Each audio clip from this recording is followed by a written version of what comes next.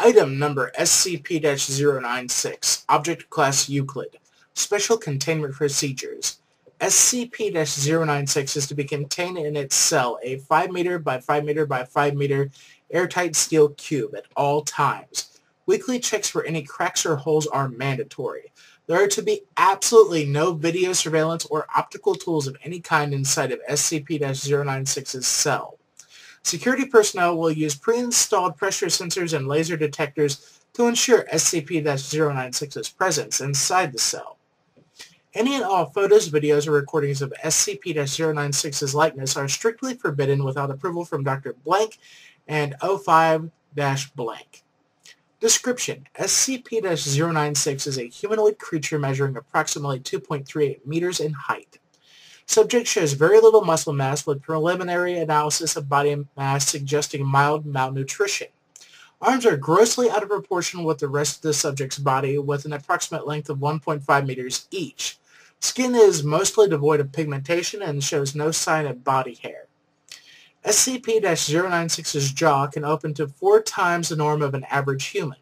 Other facial features remain similar to an average human, with the exception of the eyes, which are devoid of any pigmentation. It is not yet known whether SCP-096 is blind or not. It shows no signs of higher brain function and is not considered to be sapient. SCP-096 is normally extremely docile, with pressure sensors inside its cell indicating it spends most of the day pacing by the eastern wall. However, when someone views SCP-096's face, whether it be directly via video recording or even a photograph, it will enter a stage of considerable emotional distress. SCP-096 will cover its face with its hands and begin screaming, crying, and babbling incoherently. Approximately 1 to 2 minutes after the first viewing, SCP-096 will begin running to the person who viewed its face, who will from this point on be referred to as SCP-096-1.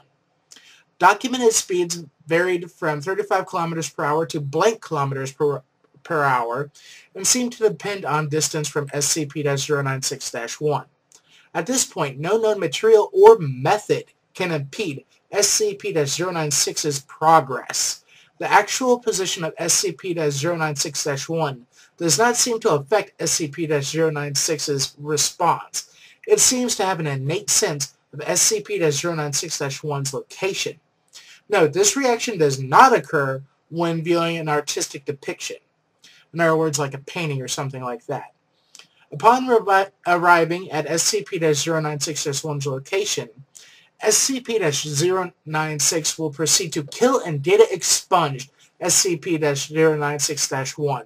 100% of cases have left no traces at all of SCP-096-1. SCP-096 will then sit down for several minutes before regaining its composure and becoming docile once more.